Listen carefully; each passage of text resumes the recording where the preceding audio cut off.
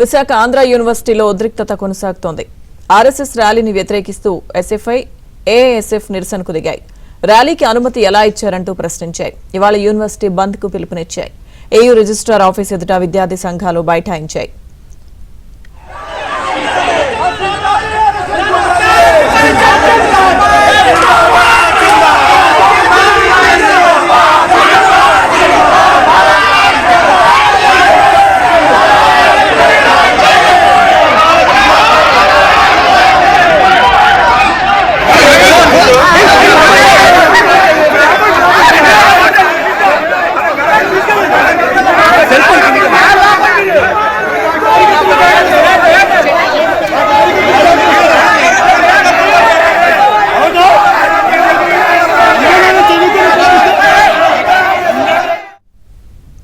ఇక ఏయూలో ఆర్ఎస్ఎస్ సభ్యులపై దాడిని AP BJP ఖండించింది. దాడి చేసిన ప్రతి ఒక్కరిని అరెస్టు చేయాలని AP BJP chief Madhav demand చేశారు.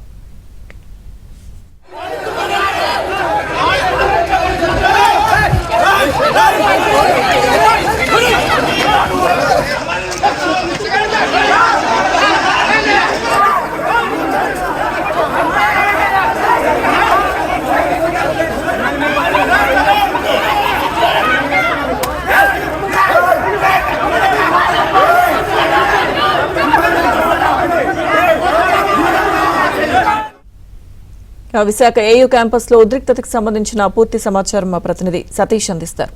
సతీష్.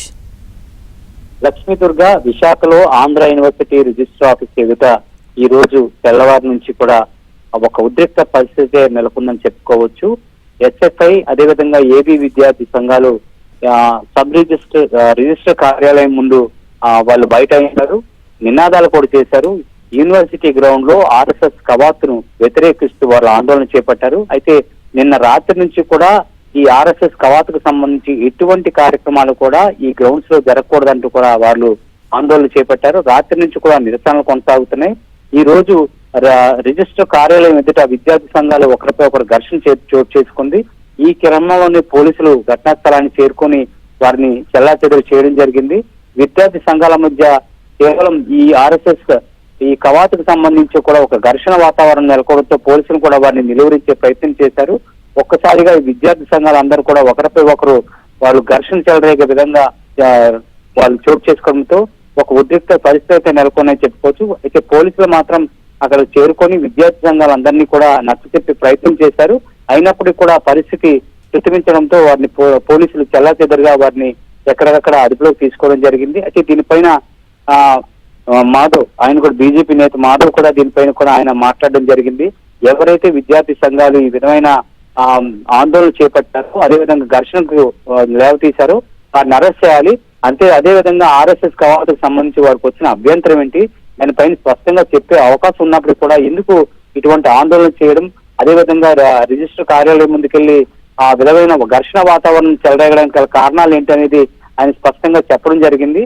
కానీ విద్యార్థి సంఘాల్లో ఏబీవీపీ, ఎస్ఐవి మాత్రం దీన్ని ఒక విధంగా దీన్ని ఇంకొంచెం ముందుకి చూపించే విధంగా కూడా తీసుకువెళ్లే విధంగా ప్రయత్నించారు. కానీ పోలీసులు మాత్రం రంగప్రవేశం చేసి మొత్తం పరిస్థితిని అంతా కూడా చక్కదిద్దారు. ప్రస్తుతం అయితే ఏయూ అయితే ప్రశాంత వాతావరణం అయితే నెలకొందని చెప్పుకోవచ్చు.